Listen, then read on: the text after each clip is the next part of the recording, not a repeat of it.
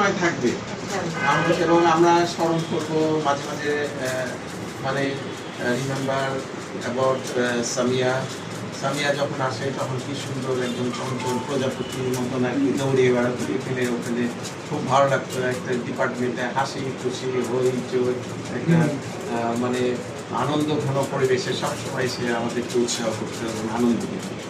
আজকে চলে যাচ্ছে, খুবই খারাপ লাগছে, কারণ আমি তো মেনলি 2 দিনই আসি এখানে, কিন্তু বাকি দিন কিন্তু সব কিছু কিন্তু সামিয়ায় ম্যানেজ করে চলতো সব কিছু। আমার কিন্তু এত কোনো দায়িত্বই ছিল না এবং আমি খুব নিশ্চিন্ত মনে ছিলাম।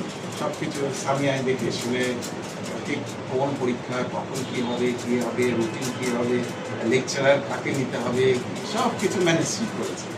এখন চলে যাচ্ছে, ভালো অপরচুনিটি পেয়েছে। সবসময় দোয়া করি যেন সে সবসময় ভালো থাকে এবং ভালো জায়গাতেই গেছে সে, আমি আশা করি।